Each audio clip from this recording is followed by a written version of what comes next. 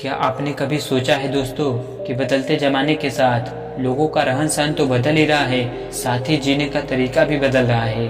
आज कई लोग ऐसे हैं जो या तो किसी मजबूरी में जैसे नौकरी इत्यादि के कारण अकेले रहते हैं, तो कुछ लोग ऐसे भी हैं जो बिना किसी मजबूरी के अकेले रहना पसंद करते हैं। अपने काम को सच्ची लगन से अकेले ही करते रहते हैं। जो लोग अपनी मर्जी से अकेले रहते हैं उनमें तो बहुत कुछ बुनियादी गुण होते हैं। ऐसे लोग जीवन में जल्द ही बहुत कुछ हासिल भी कर लेते हैं, और दूसरी ओर ऐसे भी लोग होते हैं जो एक पल के लिए भी अकेला नहीं रह सकते। ऐसे लोगों का अकेला पड़ जाना जैसे अंधेरी काल कोठरी में जीवन भर के लिए किसी खेदी का पड़ जाना।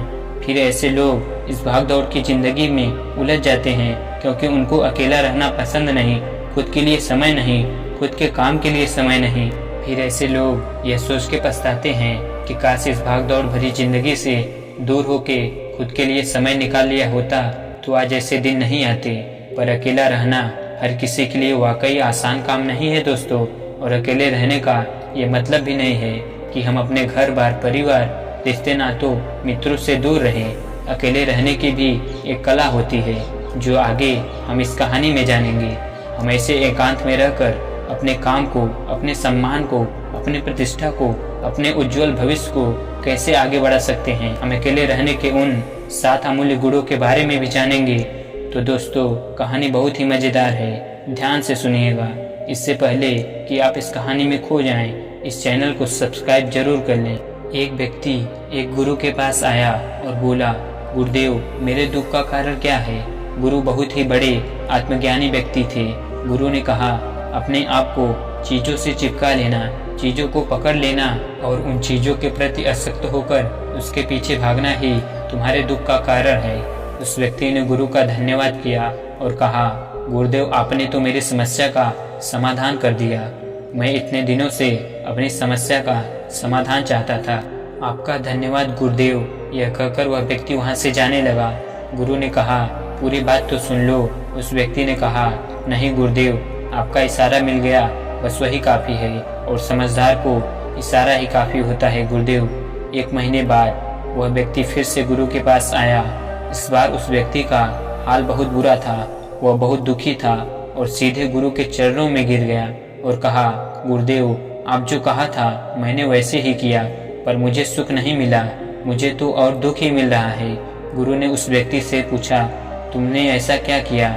उस व्यक्ति ने कहा, मुझे अपने परिवार वालों से, मित्र रिश्तेदारों से दुख मिल रहा था, तो मैंने उन्हें छोड़ दिया और छोड़कर चला गया। 2-4 दिन तो मुझे अच्छा लगा, पर धीरे धीरे मुझे उनकी याद आने लगी। अपने माता पिता, अपनी पत्नी, अपने बच्चे याद आने लगे। रिश्तेदार, यहाँ तक कि अपने शत्रु भी मुझे याद आने लगे। इतना दुख तो मैंने उनके पास रहकर भी नहीं जाना था जितना कि उनसे दूर होकर दुखी हो गया हूँ। इसलिए आज मैं घर वापस जाने के लिए निकला था और आपके पास आ पहुँचा। आपने इतना गलत सलाह क्यों दिया गुरुदेव?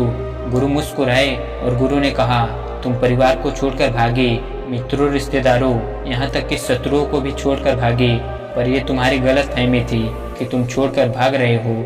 वास्तव में तो तुम उन्हें लेकर भाग रहे हो। व्यक्ति ने कहा, पर गुरुदेव, मैं किसी को अपने साथ नहीं लाया। गुरु ने कहा, जो चीज़ें हमें दुख देती हैं वह कहीं बाहर नहीं होती, यहाँ तक कि जो हमें सुख देती हैं वह भी कहीं बाहर नहीं होती। यह सब परिवार वाले, रिश्तेदार, मित्र, शत्रु यह कहाँ बसते हैं?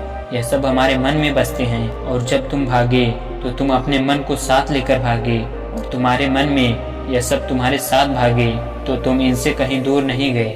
जब जो चीज़ें मन में बसी हों और वह आसपास हों तो वह जो दुख देती हैं वह हमें बहुत लगता है, पर वह बहुत कम होता है। और जब हम इन चीज़ों से दूर हो जाते हैं, यानी छोड़कर भाग जाते हैं, तब मन उन चीज़ों को पाने के लिए फिर से प्रयास करने लगता है, और तब यह चीज़ें बहुत ही ज़्यादा दुख देती हैं, जैसे कि तुम्हें हो रहा है। व्यक्ति ने कहा, तो गुरुदेव, मैं क्या करूं? चीज़ों के साथ रहूं तो दुख, चीज़ों को छोड़कर जाऊं तो दुख। क्या मैंने सिर्फ दुख उठाने के लिए ही जन्म लिया है? गुरुदेव जोर से हंसे और कहा, यह बात बिल्कुल सत्य है। यहाँ सब सिर्फ दुख उठाने के लिए ही जन्म लेते हैं, पर यह भी सत्य है कि इन दुखों के पार सुख है और उन सुख के पार दुख है, फिर सुख और फिर दुख है। जिन चीज़ों में हमें सुख नजर आता है वह दुख देते हैं, और जिनमें दुख नजर आता है वही सुख का कारण बन जाते हैं। उस व्यक्ति ने कहा, गुरुदेव, क्या इस सुख दुख के माया जाल से बाहर निकलने का कोई रास्ता नहीं है? गुरु ने कहा, रास्ता तो है। अगर तुम इसी दुनिया में रहना चाहते हो, इन सब के साथ रहना चाहते हो, तो तुम्हें एक काम करना होगा। तुम ऐसे ही रहो जैसे कि तुम इस दुनिया में अकेले हो। सबके साथ रहो पर अकेले रहो। व्यक्ति ने कहा, पर गुरुदेव, यह कैसे हो सकता है? गुरु उस व्यक्ति को एक जगह पर ले गए जहाँ एक मेला लगा था। गुरु ने कहा, देखो अपने आसपास, यहाँ किसी को जानते हो क्या? व्यक्ति ने कहा, नहीं, यहाँ तो कोई भी मेरी जान पहचान वाला नहीं है। गुरु ने कहा, क्या तुम यहाँ अकेले हो? व्यक्ति ने बोला, हाँ गुरुदेव, बिल्कुल अकेला हूँ। गुरु ने कहा, नहीं, तुम्हारे मन में कुछ चल रहा है, तुम अकेले नहीं हो। व्यक्ति ने कहा, हाँ, मैं जल्द से जल्द मैं अपने घर जाना चाहता हूँ, अपनी पत्नी से, अपने बच्चे से, अपने माता पिता से मिलना चाहता हूँ, अपने मित्रों से मिलना चाहता हूँ, वही मेरे मन में चल रहा है। गुरु ने कहा, अब यह सब कुछ भूलकर आंखें बंद कर लो और अपना ध्यान यहाँ होने वाली आवाज़ों पर लगा दो। व्यक्ति ने ऐसा ही किया और जैसे उसने अपनी आंखें बंद की और सारा ध्यान वहाँ होने वाली आवाज़ों पर लगा दिया, उसे एक अकेलापन, एकांत महसूस हुआ। उसे लगा कि वह इतनी बड़ी भीड़ में भी वह अकेला, सभी आवाज़ों के ऊपर ध्यान लगाने के कारण किसी आवाज़ का कोई महत्व नहीं था, बस आवाज़ें थी और वह था। उसने अपनी आंखें खोली और कहा, गुरुदेव, यहाँ तो मैं बिल्कुल अकेला हूँ, सब है पर कुछ नहीं है। गुरु ने कहा, बस इस तरह से अकेला होना है तुम्हें, रहो सबके साथ पर भीतर से अकेले रहो। साथ में सब हो पर मन में कोई न हो। जिसने इस तरह से अकेला जीना सीख लिया, उसे कभी जीवन में दुख नहीं होते, उसे चीजें दुख नहीं देती, वह हर चीज में आनंद की प्राप्ति करता है। गुरु ने आगे कहा, महान सफलताएं अकेलेपन से ही शुरू होती हैं। अकेलापन ही हमें उनसे मिलाता है। अपने अकेलेपन को नकारात्मक मत समझना, बल्कि उसे एकांत समझकर खुद को जानने का प्रयास करो। जब तुम्हें एकांत पसंद आने लगे, तब इसका मतलब ये होगा कि तुम्हारा वास्तविक वजूद तुमसे मिलना चाहता है। इसलिए अपने इस एकांत प्रेम का सम्मान करो। गुरु बोले, मैं तुम्हें 7 ऐसी खूबियों के बारे में बताता हूँ जो अकेले रहने वालों में पाई जाती है और उन्हें दूसरों से अलग बेहतर बनाती है। गुरु ने कहना शुरू किया, पहली खूबी जो एकांत में रहने वाले लोगों में पाई जाती है वो ये है कि ऐसे लोग दूसरों की तुलना में खुद के प्रति ज़्यादा जागरूक होते हैं। वो खुद के स्वभाव और आचरण के बारे में ज़्यादा गहराई से जानते हैं। ऐसा इसलिए होता है क्योंकि जब हम अकेले होते हैं तो हमें खुद के बारे में सोचने का काफ़ी समय मिलता है, जिससे हम खुद के व्यवहार को अच्छे से समझ पाते हैं। एकांत में रहने वाले लोग खुद की कमजोरी और ताकत को भी अच्छे से जान पाते हैं, जिससे वो दूसरे लोगों की तुलना में किसी भी खराब परिस्थिति का सामना ज़्यादा अच्छे से कर सकते हैं। गुरु ने कहा, अकेले रहने वाले लोगों की दूसरी खूबी है कि ये सकारात्मक सोच वाले लोग होते हैं।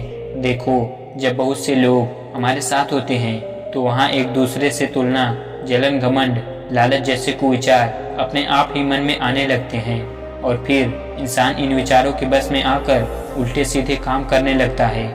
हालांकि ऐसा नहीं है कि एकांत में रहने वाले लोगों के मन में ये विचार नहीं आते, लेकिन क्योंकि वो अकेले हैं इसलिए दूसरों से तुलना, जलन, घमंड जैसे विचार उनके मन में दूसरों के तुलना में थोड़ा कम आते हैं। साथ ही अकेले रहने की वजह से उन्हें खुद के बारे में सोचने का ज़्यादा समय मिल जाता है, जिससे वो अपने नकारात्मक विचारों को पहचान कर उन्हें कम कर सकते हैं, जिसके कारण से ऐसे एकांत में रहने वाले लोग ज़्यादा सकारात्मक होते हैं।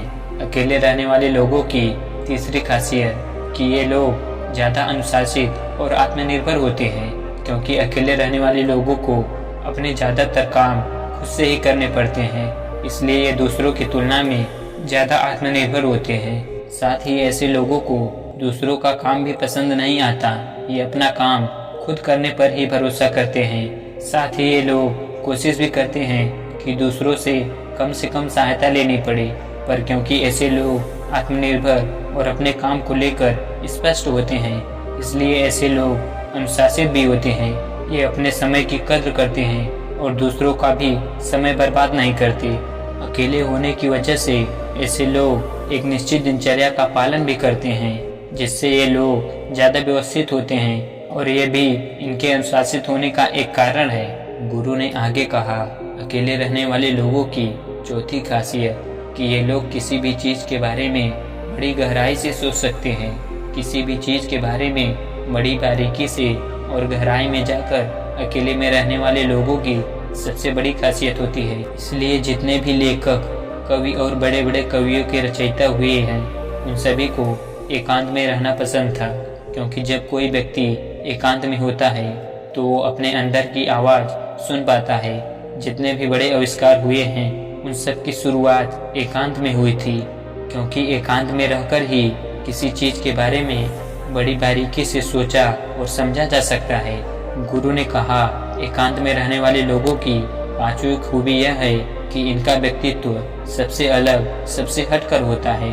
और वो लोग जो ज़्यादातर दूसरे लोगों के साथ रहते हैं या अकेले रह ही नहीं पाते, वो कितनी भी कोशिश कर ले, लेकिन जाने अनजाने में ही सही, लेकिन दूसरों के व्यक्तित्व का कुछ हिस्सा उनके अंदर आ ही जाता है। दूसरों की आदतें, दूसरों के विचार उनके अंदर प्रवेश कर ही जाते हैं, जिससे उनके व्यक्तित्व में वो अनूठापन, वो निरालापन नहीं आ पाता। उनका व्यक्तित्व कई सारे लोगों के व्यक्तित्व का मिश्रण होता है, पर क्योंकि एकांत में रहने वाले लोग अपना ज़्यादातर समय अपने साथ बिताते हैं, इसलिए ये दूसरों की बातों और विचारों से बहुत कम प्रभावित होते हैं। इनके अपने जीवन को जीने के खुद के बनाए नियम और कायदे होते हैं, जिनका ये पालन करते हैं। ये किसी से भी आसानी से प्रभावित नहीं होते, इसलिए ऐसे लोगों की शख्सियत सबसे हटकर, सबसे अलग होती है। इसलिए इनके व्यवहार में एक अलग ही निरालापन होता है, जो किसी दूसरे व्यक्ति को पसंद भी आ सकता है और नहीं भी।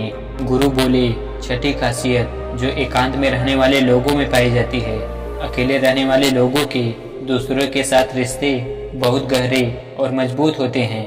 हालांकि अकेले रहने वाले लोग ज़्यादा लोगों से अपने संबंध नहीं बनाते, लेकिन ये जितने भी लोगों से संबंध बनाते हैं, सच्चे दिल से बनाते हैं। ऐसे लोगों के बहुत ही कम दोस्त होते हैं, लेकिन जितने भी होते हैं, ये उनसे अपनी दोस्ती पूरी ईमानदारी से निभाने की कोशिश करते हैं।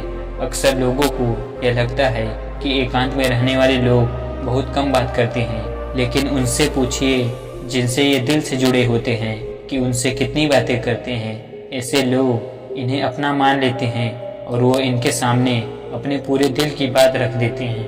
अकेले रहने वाले लोग बहुत ही कम लोगों के साथ रिश्ते तो रखते हैं, लेकिन ज़रूरत पड़ने पर वो अपनी तरफ से पूरी मदद करने के लिए भी तैयार रहते हैं। इसलिए इनके रिश्ते कम लोगों के साथ तो होते हैं, लेकिन जिनके भी साथ होते हैं बहुत मजबूत होते हैं। अगली खासियत, अकेले रहने वाले लोग मानसिक तौर पर, भावनात्मक रूप से बहुत मजबूत होते हैं, क्योंकि उन्हें पता होता है कि अगर आज कोई समस्या उनके ऊपर आती है तो उन्हें अकेले ही उस समस्या से निपटना पड़ेगा। ऐसा बार बार करने से उनके अंदर खुद के प्रति आत्मविश्वास बढ़ जाता है, और आत्मविश्वास व आत्मसम्मान के बढ़ने से वे मानसिक और भावनात्मक तौर पर और मजबूत होते चले जाते हैं। और वो ये मान लेते हैं कि ऐसे कोई भी समस्या नहीं है जिसे वो अपनी दिल इच्छा शक्ति के दम पर हरा न सके, और यही एक सोच उन्हें दूसरों से अलग बनाती है।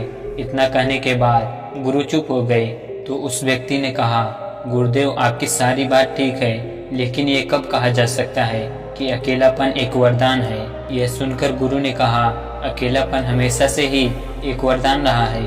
अगर हम उस समस्या को पूरी सकारात्मकता के साथ उपयोग कर पाए तो, क्योंकि जब हम दुनिया के लोगों के साथ होते हैं तब हम भीड़ का हिस्सा होते हैं, लेकिन जब हम अकेले होते हैं तब हम खुद के साथ होते हैं, और जब हम खुद के साथ होते हैं तभी हम अपने समय का सदुपयोग, खुद का आकलन, खुद के शौक, सभी बातों पर अच्छे से ध्यान दे सकते हैं। अपनी कमजोरियों पर भी काबू पा सकते हैं, या ऐसा कर सकते हैं कि सच में अच्छाई की राह और इंसानियत की मंजिल भी पा सकते हैं। उस व्यक्ति को गुरु की बात समझ आई और वह गुरु का धन्यवाद कर अपने घर चला गया। दोस्तों, हम इतना समझते हैं कि जिन चीज़ों को हम पाना चाहते हैं वह तब तक हमें दुख देती हैं जब तक कि हम उसे पा न लें, और जब हम उसे पा लेते हैं तब वह फिर से हमें दुख देती हैं कि वह कहीं हमसे छूट न जाए, और जब वह हमसे छूट जाती है तब वह फिर से हमें दुख देती हैं। उसके जाने का दुख बहुत गहरा होता है। जीवन भर हम एक चीज़ को पकड़ते हैं, फिर दूसरी चीज़ को पकड़ते हैं, तीसरी चीज़ को पकड़ते हैं, और पीछे की चीज़ों को विदा करते रहते हैं। इसी तरह हम सुख पकड़ते हुए दुख को पकड़ते चलते हैं, और जिस व्यक्ति ने अकेला रहना सीख लिया वह परिवार में, समाज में सब कुछ करते हुए आनंद की प्राप्ति करते हैं। सभी कार्यों को पूरा करते हुए सुख से जीता है, आनंद से जीता है। तो दोस्तों, कैसी लगी आपको ये कहानी कमेंट सेक्शन में ज़रूर बताएं, और अच्छी लगे तो इस चैनल को सब्सक्राइब करना ना भूलें।